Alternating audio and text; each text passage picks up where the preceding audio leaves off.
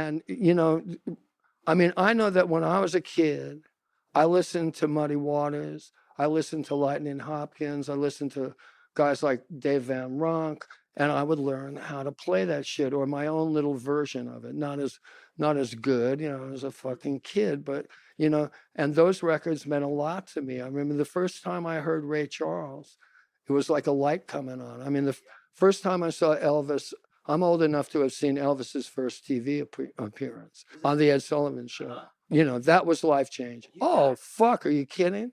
It was like, I was wishing my parents weren't in the room so I could like really act the way I wanted to act, Hello and welcome to Here in LA, Carthay Circle Edition. Today we meet Gregg Sutton. Gregg is Michael from last week's Neighbor. Michael said, Tony, you gotta meet this guy who played with Bob Dylan in the 80s. And when he was a kid, his best friend was Andy Kaufman. I was like, what? And I was like, let's set up this interview. But Michael said, let's see if he'll do it right now. So he called, and Gregg said, come on over. And what you're about to hear is an edited version of our 2-hour conversation where we talk sex, drugs, and rock and roll, my people. So let me stop my yapping, and let's get to it. I am here with Gregg. What's your last name? Sutton. Gregg Sutton in Carthay Circle. Gregg, you are a musician. You are an artist, is what it looks like, too. Well, I'm a musician and a songwriter. These were my late wife's paintings. She was a fabulous artist. Wow. And, we've lived here for like 30 years. Well, I've lived here. She's been dead for 9 years, but... she was a great artist, and, here I am, Do I hear a New York accent? You do. I'm from New York City. I was born in New York, and then my family moved to the suburbs, a little town called Great Neck, which is where I met the comedian Andy Kaufman. What? He was my best friend in the 4th grade, and we remained best friends our entire lives, and I was Andy's musical director and one of his conspirators. I was the conductor at Carnegie Hall and traveled with him, and would occasionally remind him when he was wrestling women. I would go over and say, I would tap my imaginary watch because I could never wear a watch, and so I tap my left hand and say, Andy, this is time, pal. And I said, get up. He says, I can't. He was hurt? No. What was the problem? He was excited. Andy! He was physically excited as a man to wrestle these women. That's why he did it. He got sexually turned on wrestling these women? Yeah.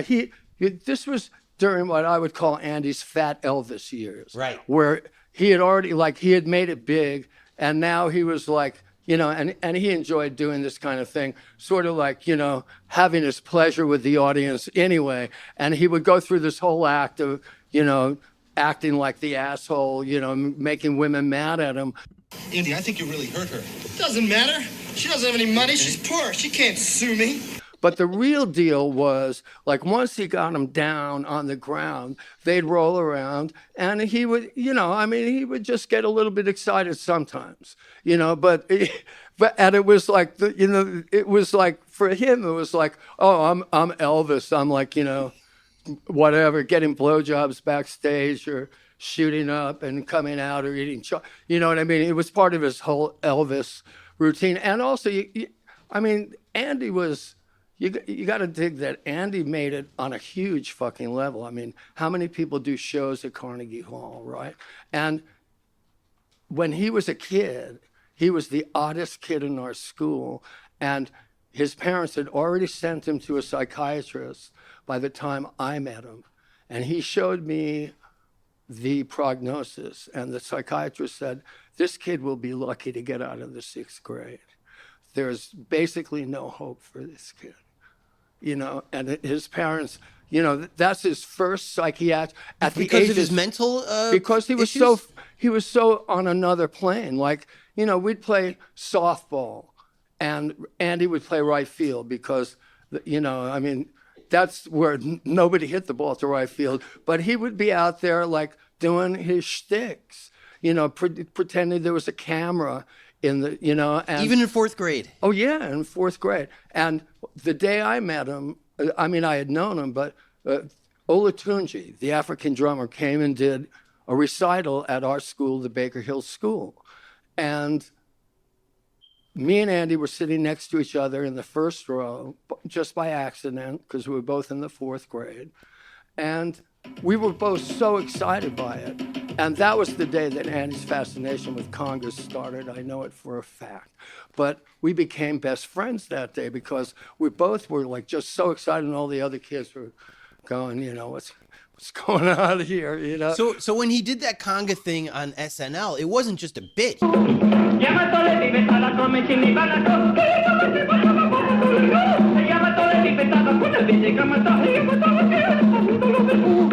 He loved congas, and he'd been playing congas his entire life. He was actually good. You ask any drummer or percussionist, his time was good. His hands were fast.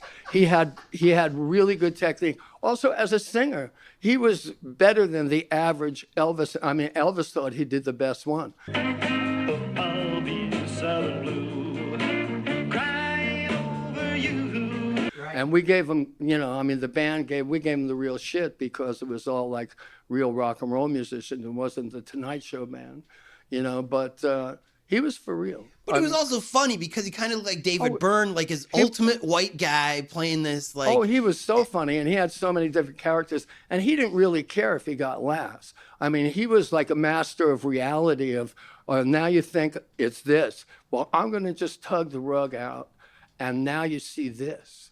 Okay, so when you were he was a genius. When you were in fourth grade and you met him, you see him in school. Yeah. Are you instantly attracted to him because he's such a freaky dude, or are you kind of turned off a little? No, he was just another kid, you know. But that day I found out he was, you know, we had a lot in common. We also talked about Elvis, how much we loved Elvis, and we're so sad that he was in the army. And we talked about, oh yeah, you know, the original version of One Night of Sin. One night of sin. We were kind of advanced rock and rollers. Yeah. And I had no idea that he was, you know, but we both loved Elvis. So we became best friends. And then I moved back to New York, and he got in he came by my house one night. He used to go to this museum called Hubert's Museum. It was in Times Square, which was really a honky-tonk, you know. It was a museum of freaks, human freaks. And he was a regular there. Anyway, he came by my house, and he said, we were 14. And he says, hi, remember me? It's Andy. And we started hanging out. My cousin lived in the same building, so we're all three hanging out. And he says, well, you got to come out to Great Neck and, you know, bring your guitars. There's lots of pretty girls and, you know, blah, blah, blah. At 14, were you a good guitar player? I was not a good guitar player, but I had a very nice Gibson Everly Brothers guitar, and I could play a little. I mean, a big acoustic. Yeah, big acoustic, which is still, I mean, I don't have my Everly Brothers, but I use big acoustic guitars. That's my Mini Martin. So you knew enough to impress the girls at 14. Well, that's what music's about anyway. I mean, the kind of music I play, especially, is sort of blues-oriented, R&B-oriented. It's about sex, you know, and the other big drug, attention, you know, and, you know, as a 14-year-old kid, you know. Anyway, so we were like five. Andy had two friends who I met also. So we were like a five-man group that we called ourselves F Troop. And, you know, we would take group acid trips. And now you're telling me about group acid trips with Andy Kaufman in New York in, what is this, the early 70s? No, we're talking the 60s. In the 60s? We're talking, we were like the first generation to take acid. And, you know, one of my friend's brothers, who turned out to be one of the most eminent brain scientists in the world, was the first one we knew who took acid. And he said, you know, this is the shit, boys, right here. And so, you know, we're talking 1966.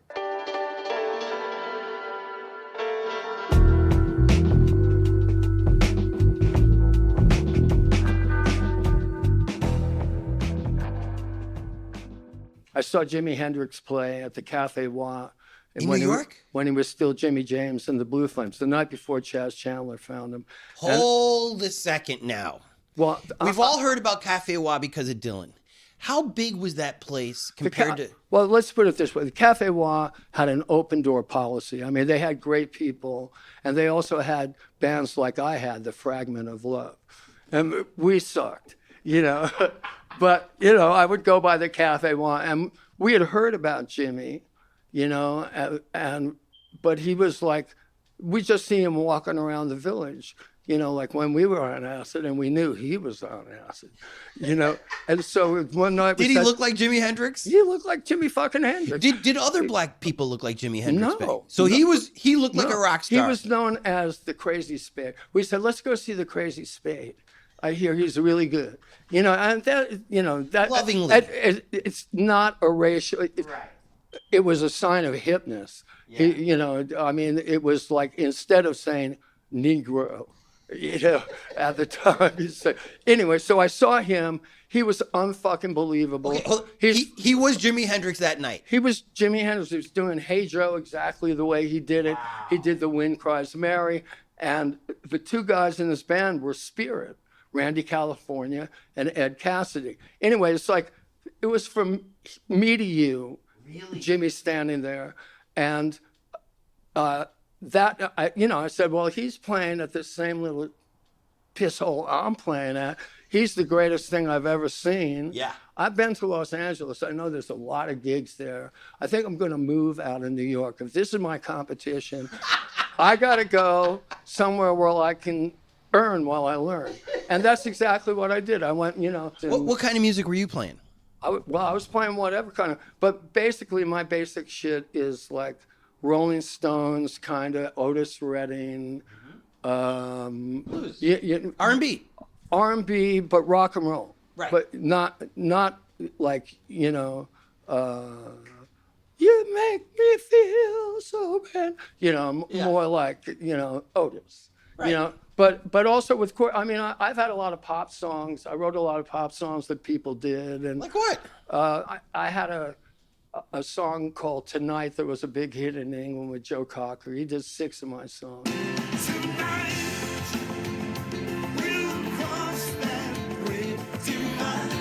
Huh. And there's this other song called Stop. Oh, you better stop. Which was in Bridget Jones' Diary, the third hit version of it by Jamelia. It was originally done with this chick, Sam Brown, who I wrote it with, and Joe Bonamassa also did it. Nice. So, you know, I had a lot of Percy Sledge. I mean, some of my idols, because I love Percy Sledge, you know. He did 2 of my songs. Dolly Parton did 1 of my songs.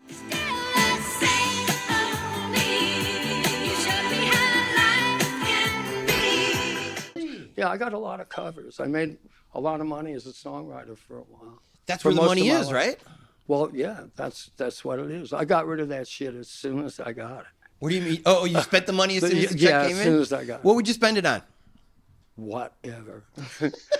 You know, a wild life, especially for 2 people or more, takes financing. Sure does. And, you know, I'm 72. I figured my expiration date was about 64, maybe. So, like, I didn't really plan for my retirement, you know. So, but, you know, money is just a tool. It helps you do what you want to do. Right? Now, I hear from Michael over here that you played with Dylan on the Infidels tour. Yeah. My favorite album of his. I love that gig. Bob Dylan, you know, my idol, who I sort of became friends with for a while, you know, and Mick Taylor, my favorite rock and roll guitar player in the world. Former Stones guy. Former Stones. Also, Ian McLagan, former Stones. Also, how about Mark Knopfler producing that album? Did he go on tour with you guys? I didn't work with Knopfler. We just did a live tour, and we made a record called Real Live with Bob. And was Sly and Robbie? We worked with Glenn Johns. Oh yes. So the great producer. That was a different thing.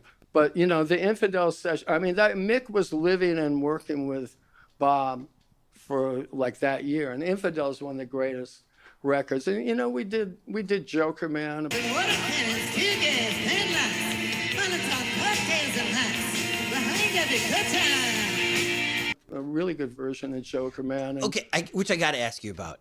but One of my favorite the songs. best shit we did. But hold on. Yeah. When you first hear Joker Man, Yeah. are you instantly blown away, or are you like, I don't know, Bob, what the hell is this all about? No, I think Joker Man's like a riddle because it's a Joker Man. And I always listen to Bob's shit more than once or twice. So, but I mean, some shit, like the first time I heard All Along the Watchtower, it was like, wow, this is a very mysterious song.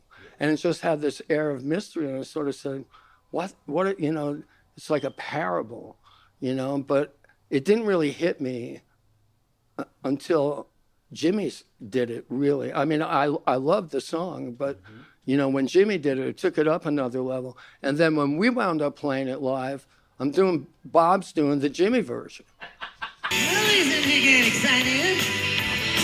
Does he get kindly spoke? You know, with Mick Taylor playing, and to me, like, that was just so ironic. That's how life is. Yeah. You know, one thing, and that's how music and art are. One thing feeds the next, and another guy does this, and go, hey. So Mick's on guitar. What are you playing on this tour? Bass. You're playing bass on this tour. Yeah, but the bass sort of has to always be supportive. Like, especially in this kind of music, it's like you don't go to a Bob Dylan show to hear the fucking bass player. You know, after 3 or 4 days, I was walking with Bob to the backstage area and I said, Bob, so everything okay, like in the bass? And he said, oh, I hadn't noticed.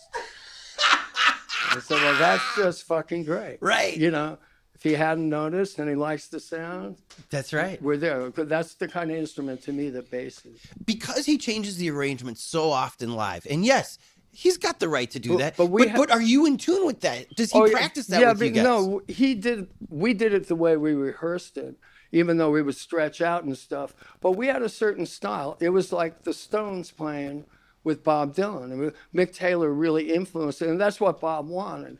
And I mean, the versions of Tombstone Blues and Highway 60, we would always open with Highway 61, and it was like almost like a Chuck Berry version, like the Stones doing Queenie, opening Get Your Yayas Out. It was that kind of thing, and it fucking rocked.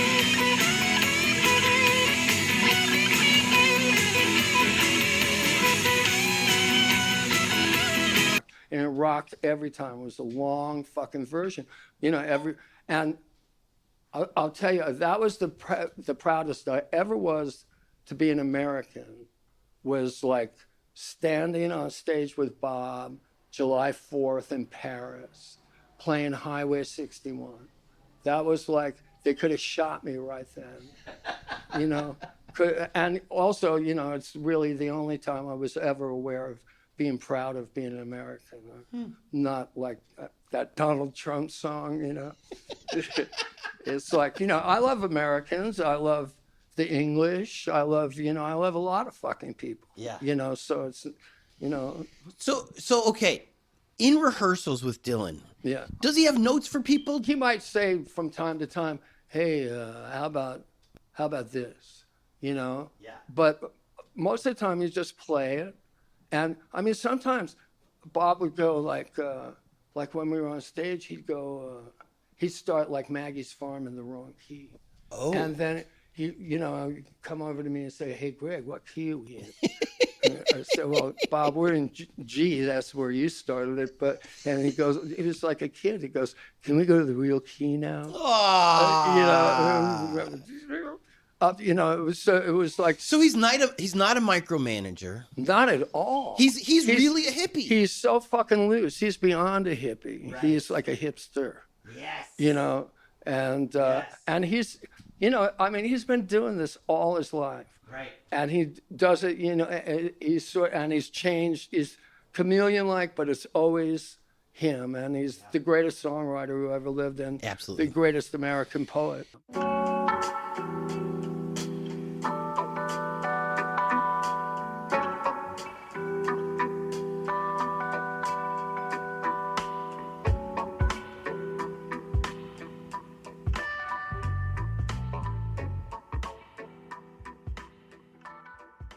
Are there any other big names that you toured with?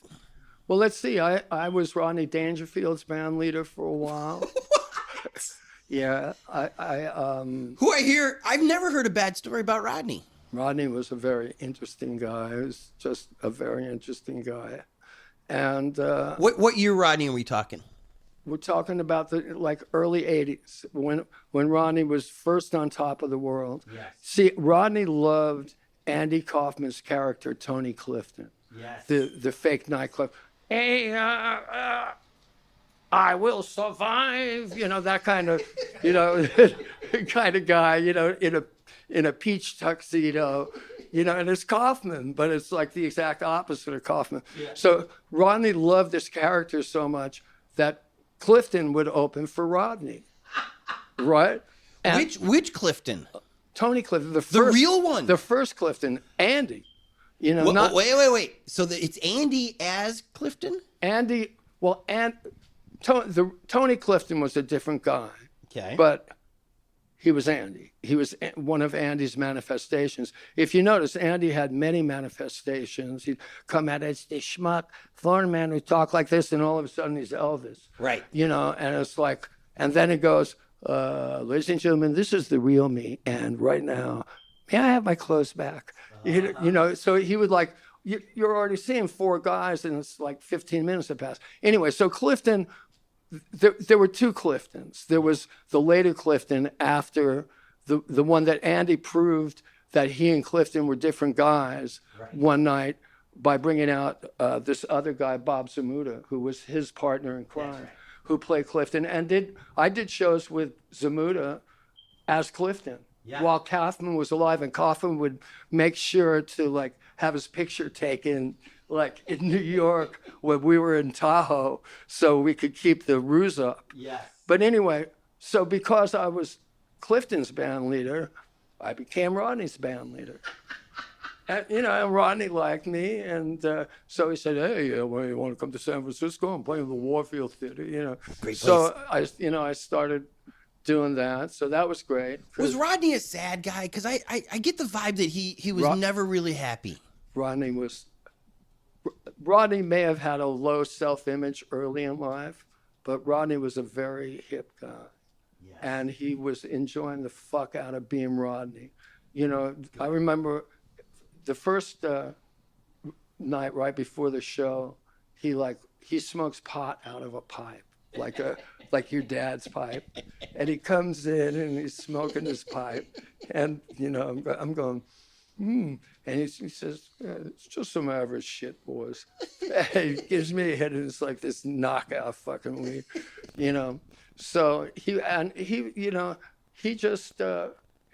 was very nervous, as a comedian, it wasn't right before going on stage. I remember once I pissed Rodney off. You play him on, there's one more cue, and then he talks for 24 minutes. So that particular night, I took a little walk during that 20 minutes, backstage at the Warfield. I don't know, maybe I took some medicine, something, Anyway, apparently, during that time, Rodney improvised, made a joke, and turned to the band leader and said, and I wasn't there, and he probably said, "See, I told you I got no respect." But he chewed my ass out. Did he really? He became a completely different guy. Oh. He was going, "Look, you fucking don't move, right? I expect the band, especially the band leader, to be there, He's doing this. You're walking around He's Market Street. I'm out there working my ass off, and where the fuck are you? That kind of thing. And I was mortified because I didn't think it was any big deal to him. But I stayed in place after that. Carnegie Hall? I was the conductor at Andy's Carnegie Hall show, the one where he took the whole audience out for cookies and milk. And I later played myself in Man in the Moon. Did you? Yeah, because, I was the obvious choice for the job. Wow. He was such a big star. He sold out Carnegie Hall, which, You know, in the old days was like the ultimate. Yeah. 5,000 seats? Yeah, something like 8,000? that. I think it's less. I think it's more like 25 to 3,000. It was great. You know, he wrestled women. Tony Clifton came out. He opened with this. He had this was so funny. The Love family, who were like, you know, 8 children from Ventura. I forget, they were like the Osmonds, only like worse. You know, and they came out. The opening to the show is the Love family does Aquarius, you know, and he thought he'd do something nice, you know, and they come out and they do it. And the audience booed. I said, "This is going to be such a great night." You know, They didn't know that this is all part of the show? no, the audience wanted to see something. They wanted to see Andy. They wanted to see like some. They thought they were right in the spirit, and they were right. Fuck the, you know, fuck this night. You know, we want to see Tony Clifton fuck with somebody, or Right. you know, it was like a very hip crowd. You know, and Yeah. Robin Williams was dressed as his grandmother, was sitting on the stage in a chair, in a pink dress. Wow. You know, unannounced. You know, just there. You know, I had to give him my gloves because he has hairy little hands.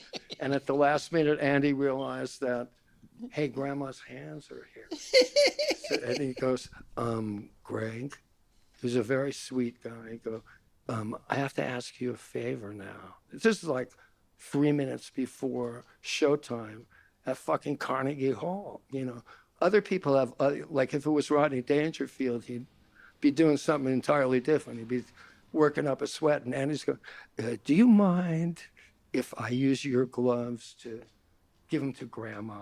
Because she has very hairy hands, you know. But it was not only awe. I mean, because I was used to Andy being sweet, but who notices that shit 3 minutes before the biggest show of your life? No fucking buddy, you know?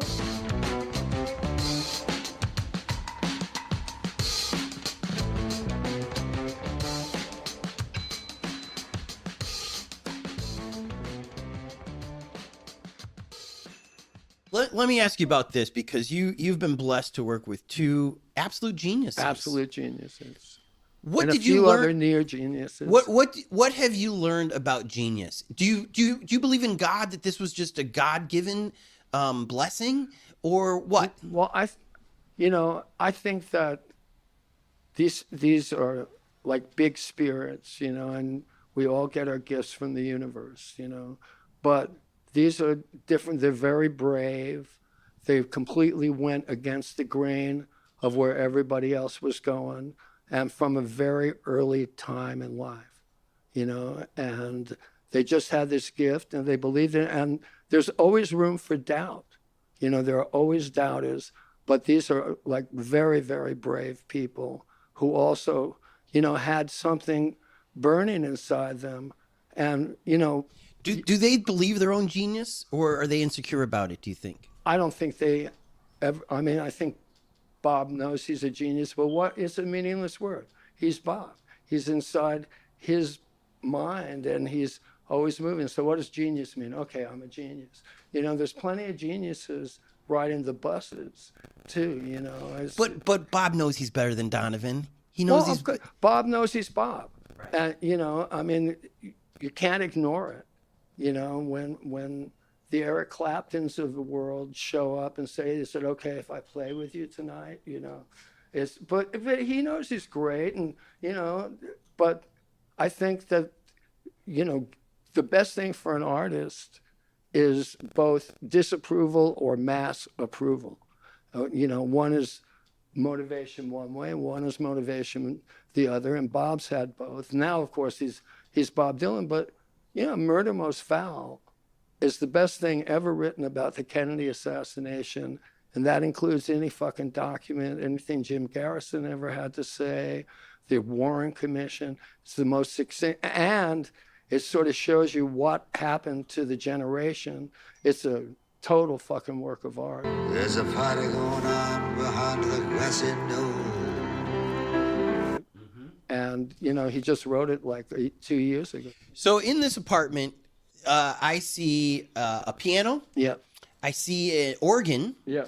I see one, maybe two guitars. I don't see. There's another guitar in there. I don't see any basses in here. There's a bass upstairs. You know, I'm not like. I guess my question is, do you practice? Oh, I practice all the time, but I don't really practice bass that much. If I'm gonna go to a gig and play bass, I'll like listen to something and play along for a few seconds. Yeah. You know, for a few minutes, just to get my hands. Yeah.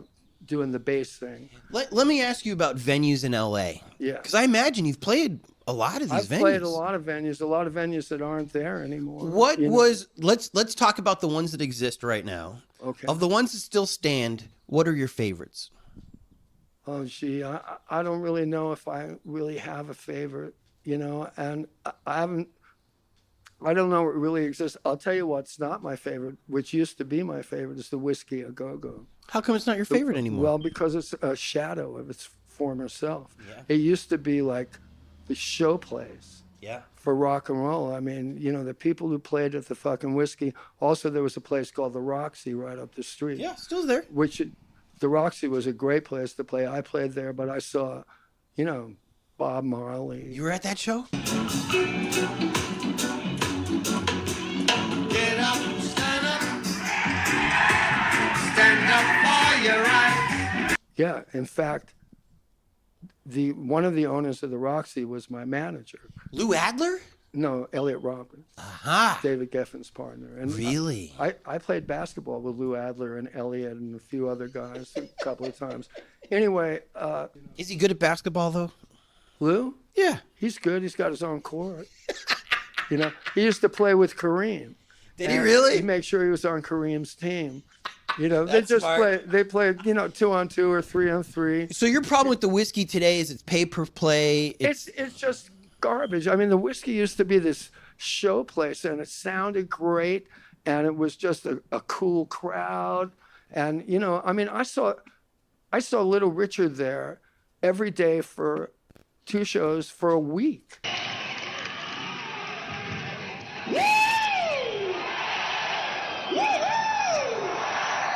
You can't help but pay attention to Al Green, because Al Green is as great as it gets. As great as Prince is, Al Green, even greater. Yeah. You know, and I got to meet Al Green. I wrote a song that he did but never released called Every Time You Cry. That was later a hit in Australia for this guy named John Farnham.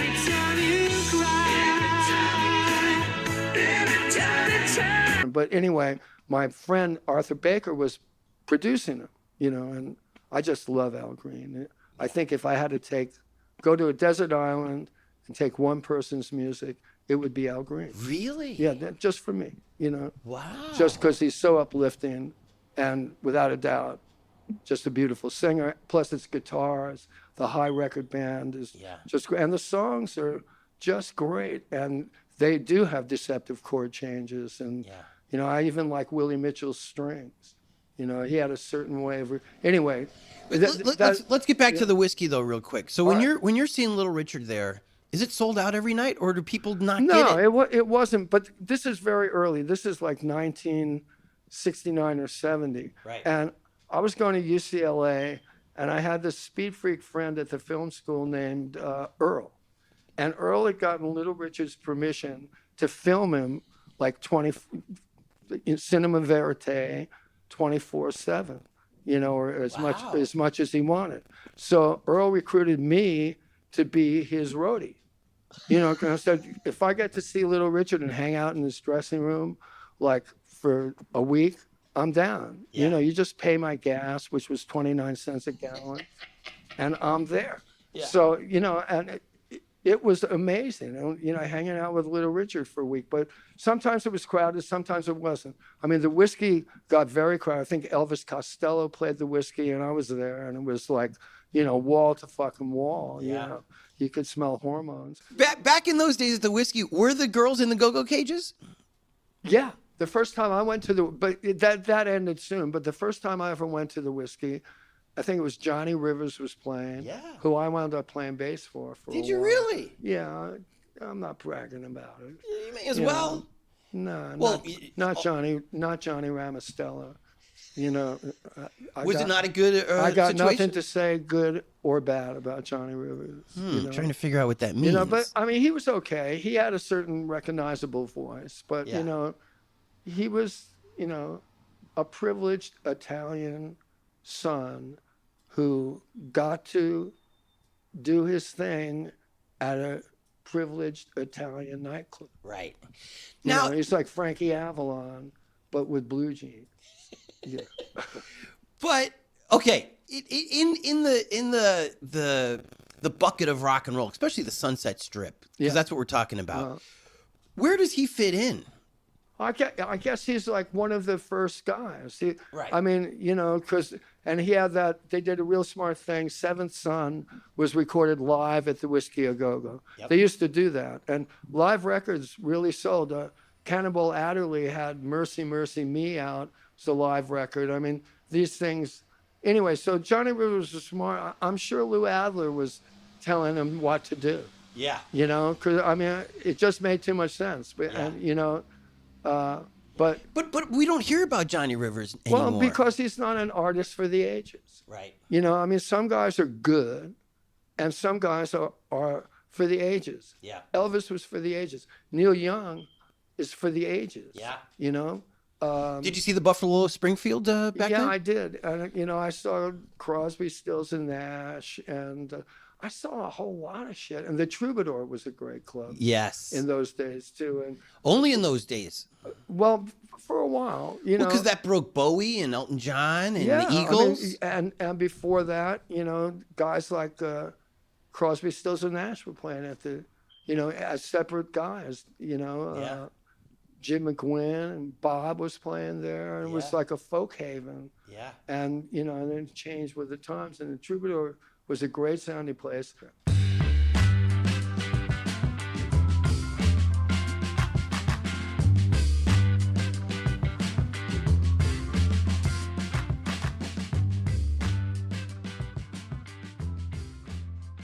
So you were going to tell me about a drug dealer. No, he wasn't a drug dealer. He was my doctor. He was a lot of people's doctors. He was Keith Moon's doctor. Right here in Wilshire? He was, at the time I lived in Santa Monica. Okay. I really wish that I had lived here because it was walking distance. It was on La Cienega near Wilshire. You wish you were living by the beach, but you wish that you lived over here in Cafe Well, no, Circle? just because of this one thing. No, I could have walked there is all I'm saying, you know. I mean, later on, he had already moved on. Anyway, this doctor, I would go in and see him once a month. And, you know, I couldn't help but notice Walter Becker, Keith Moon, Richard Manuel every once in a while. You know, it's the connection between these three guys, you know, dead.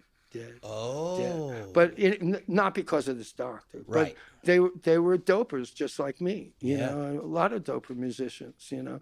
And so I'd go see this guy, and he looked exactly like Sidney Greenstreet, who was an old movie villain. He was like about 6'3". He weighed about 3. He was like obese.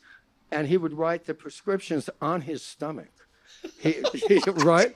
And he was like, he was a Jewish doctor. And I would say, well, I need 30 Quaaludes. I need 16 ounces of Heikenand cough syrup, which is basically liquid heroin. Ooh.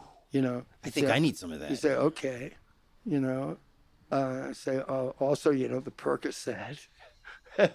Percodan. Yeah. You know, so, you know, for my pain.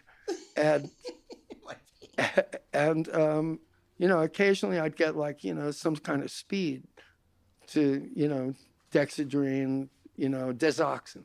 That was it, Desoxyn. I love Desoxyn. Anyway, and he would do this, you know, and you pay him. It was cheap, you know. It was, for the time, it was more expensive, but it was like, I don't know, $30 to $50, something like that. But then, Oh, wait. $50 got you all that? yeah, because $50 in those days is $300 now. But the doctor But also got a then cut, I have though, to right? I have to pay for the pharmacy and everything. Oh, so he- it's $50 to he get the write me this prescription. prescription and the Okay. appointment just to get in. So he also had this other thing going. He had a guy named the Orange Man. One of the reasons like Keith Moon was hanging around was he was waiting for the Orange Man. This doctor sold ounces of pharmaceutical blow to those in the know. This was right around the corner from here. Yeah. Now, this is a secret. I mean, nobody knew about this except for the rock and roll insiders, but this guy would show up and he'd talk like this. It was, it's one of these guys, The Orange Man. the Orange Man. And he'd have a paper bag from the market with oranges, one of inside the lace thing, right? And on the bottom, of course, is the ounces of blow. And he'd come in, hey, Doc, what's up? I brought you some oranges, and then the Orange Man would leave. Keith, it's your turn, and, I think they made Keith wait a few minutes after he first, he sat down and waited in the waiting room after that. I noticed. Why do I find it hard to believe that Keith Moon could stay still for that long, knowing Well, I there's think an ounce? it shocked me too, but there he was.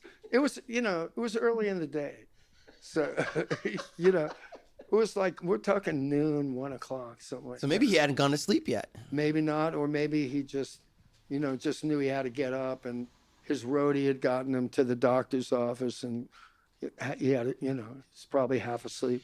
Not after the Orange Man came. No, he's wide He was awake not after that. half asleep.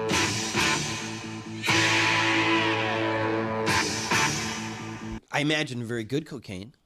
Pharmaceutical. How much does an ounce of pharmaceutical At coke? the time, it cost $1,800. Me and some, but you think about it. I mean, if you were dealing it, and we weren't dealers, but if you were dealing it, you could cut it up 10 times. Yeah. And sell it, for whatever. But me and my friends all chipped in. I knew 4 or 5 guys who went to this doctor. We all chipped in $425 or whatever it was, and split an ounce of pharmaceutical coke 5 ways. And it was like pink coke. You just do a couple of lines and you're good for hours, and like that. But Is this how people get addicted? yeah, They get the really good shit, and they always want to chase that beautiful high that they have. that's how people get addicted. Right. I mean, there's no doubt about it. I was addicted for almost my entire adult life until now. So, to different substances, mainly I can't imagine what it would be like to be addicted to Quaaludes. I was habituated to all these others, but heroin, that's another story.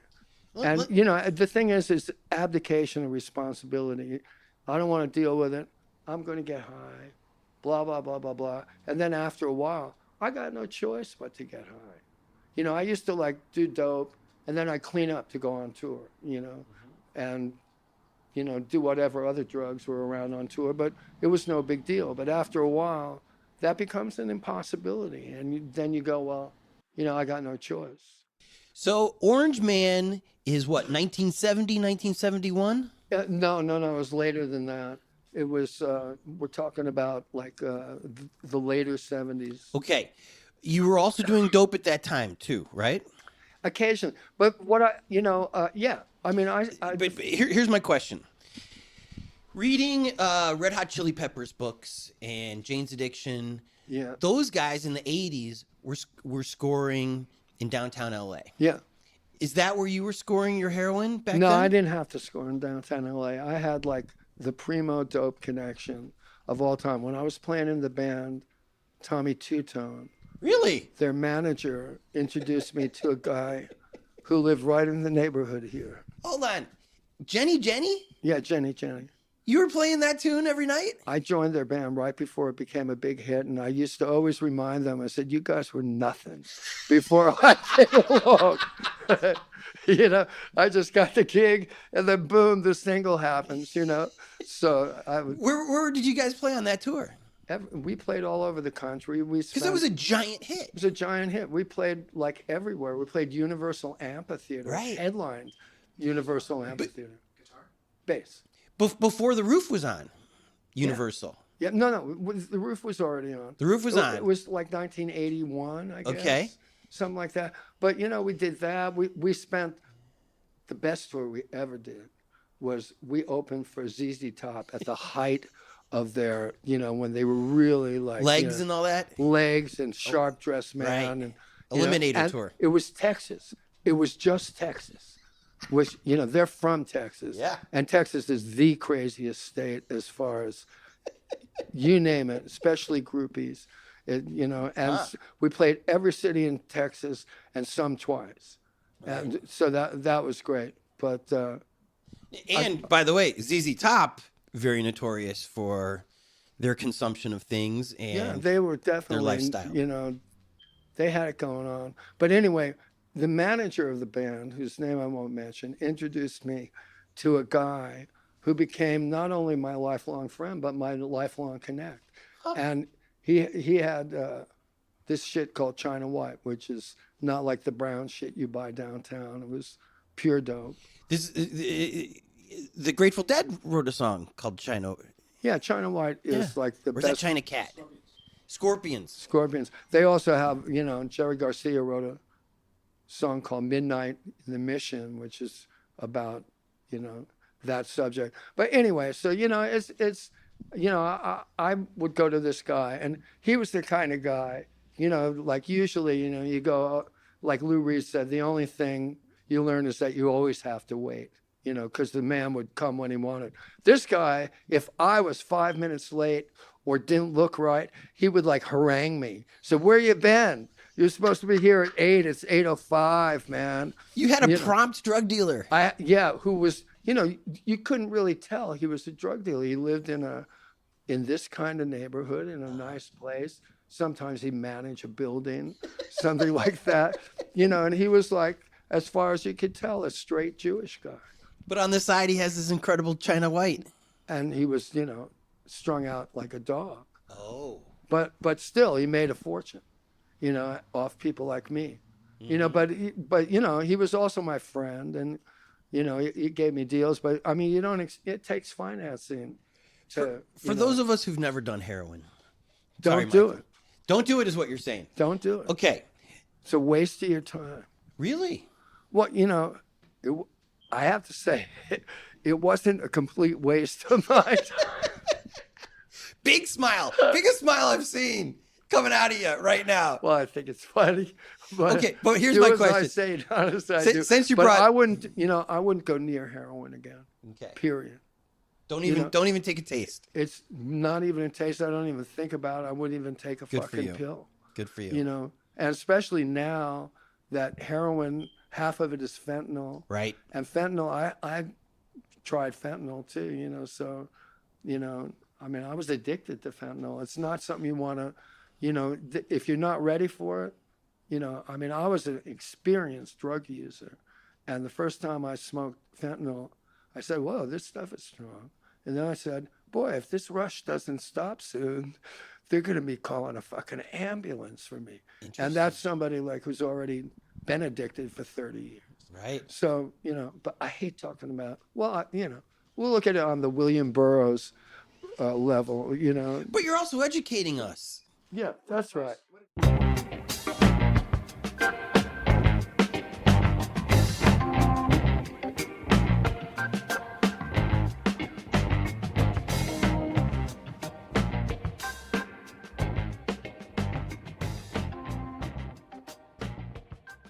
What advice would you give for people who are trying to quit heroin? I would say call NA. Find somebody you can relate to in NA.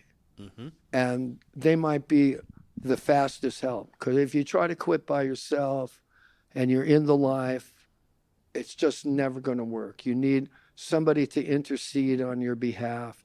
You need to be able to at least, spend 4 or 5 days chilling out. And that you might need a friend or a doctor to help you with that, because that's a bitch. and then call NA. And that's what they do. 2 questions about Mr. Lou Reed, who you've brought up. Okay. Waiting on the Man Yeah. and Heroin. Yeah. Are those the epitome of the feeling of being on heroin and waiting for the heroin? Well, not to me. There's better But songs? no, I don't think there are any. There are some songs that unintentionally, refer, like just as a sidelight, to heroin and paint a picture of life. I don't know this for a fact, Okay. but heroin is. Great song. It's my life. It's my wife. That's the strung out part, and Waiting for the Man is like a great fucking heroin song. So, Right. I Because you're nervous. You're in a Well, and part of it's- town you're not supposed to be it's in. very truthful also. He never comes early. He always comes late. The first thing that you learn is that you always have to wait. Oh, wow. Wait, that's a pretty snappy fucking line right there. But there are other songs that paint a heroin lifestyle that aren't necessarily about heroin. Some of Steely Dan's best songs, I think, reflect that. Some of Bob's songs, Blonde on Blonde, I think, like I said, I don't know this. Right. This is just my conjecture. But I think that whenever Bob mentions the word rain, as in, and Louise holds a handful of rain, tempting you to defy it. Look at you. you know. Thank you. So, that, but it's about Johanna, right? It's about the visions of Johanna, who is either gone or dead, Yeah. but it paints like this whole other circus picture. But part of the circus picture, just like in a William Burroughs novel, A Handful of Rain, First song of Blonde on Blonde is Rainy Day Women. Yeah, Everybody must get stoned.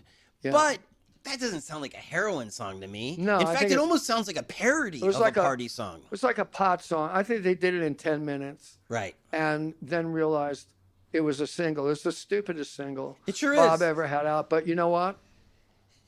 People love that song. People love that song. And he plays it all the time We on tour. played it on as an encore with Eric Clapton, Van Morrison, Chrissy Hine, Carlos Santana, and we're playing Everybody Must Go. And it wasn't bad because people love it. It's how I feel about Elvis Costello when he does "Pump It Up" at the end of the show. I It's like like Pump It it's Up. like this is such a throwaway. But like any band could but have you played know what? this song. You know what's hard? A song like "Pump It Up," I admire "Pump It Up" because the hardest thing is to write a rocker. Right. That's just a fucking rocker, and the chorus delivers. Yeah. That's what the Stones are really great at, or were really great at. That's right. And "Pump It Up" is like that. Pump it up, because you really don't need it. That's the hardest kind of song to write. Right. The Clash wrote those kind of songs. Yes.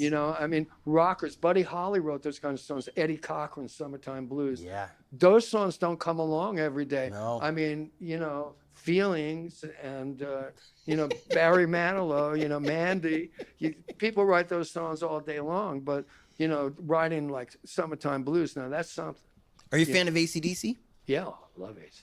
Because they're based in the blues and they know how to They write are, those no, rockers. and they can rock. They're unbelievable. Yeah. Angus, unbelievable. I liked him more in his schoolboy, but he still sort of looks the same. He's still in the schoolboy outfit, and he's a great guitar player. For That sure. guy is a great guitar player, and Yeah. he grew up in fucking Australia. Right. So, but there's a big music market.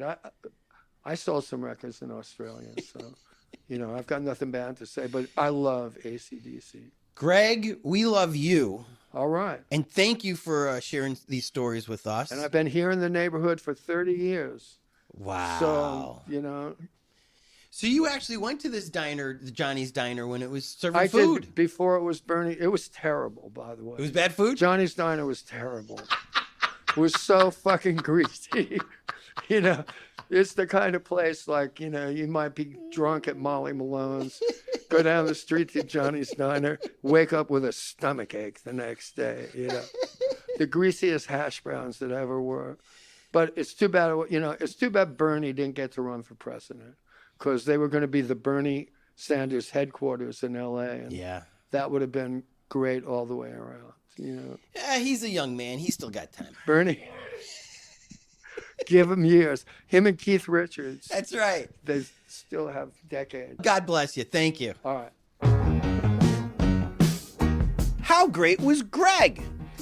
You know who we'd play bass for on their Infidels tour? Our Patreons. When you stoke us, you're saying, Tony, Jordan, here's a single of the Spice Girls. Here's a nice meal at Cantor's. Here's tickets to see Dylan at the Pantages this summer. Every donation you hand over helps keep this insane project a-rolling. So shout out to our Patreons, Nancy Rommelman, Sean Atlow, Matt Mills, Sean Wallace, Greg and Molly, Jamie Taylor, Mark Johnson, Kira Ann, Barney Granke, Ben Welsh, Henry Furman, Jen Adams, The Lonely Chair, Trevor Wilson, Bree Wild, and Dougie Gyro. Want to hear your name at the end of next week's show? Go to patreon.com/hereinla and give till it hurts. Also, shout out to our Angelinos. To be an Angelino, all you have to do is PayPal us $25 or more, and we will list you in the Here in LA website that Mark Johnson is just putting the finishing touches on right now. And it'll be there forever. You'll also be given a note to denote how early you got in to make this dream come alive. Angelino number 1, Allie Miller. Number 2, George Wright. 3, Rita Joanne. 4, Jason Sutter. 5, Grant Houghton. 6, Rob Baker. 7, Kev Chang. 8, Brenda Garcia. And 9, John Griffiths. Just PayPal your hard-earned cash to busblog@gmail.com, and you're basically allowing me to have as much time as I can, so when somebody says, you want to talk to my neighbor, I can. Now, want to help to support us, but your royalty check got stuck in the mail? You can still help. Post your favorite episode on your Facebook. Post 2. They're free. Tweet something nice about us. In fact, anytime you see me tweet about an episode or put something on my Facebook, either retweet it or share it. Your friends will think, oh my goodness, my friend is cultured. He's retweeting an incredible post about a man who grew up with Andy Kaufman. None of my other friends have done this. Tell your friends how Here in LA is spelled, and then it's on Apple Podcasts and Google and Spotify.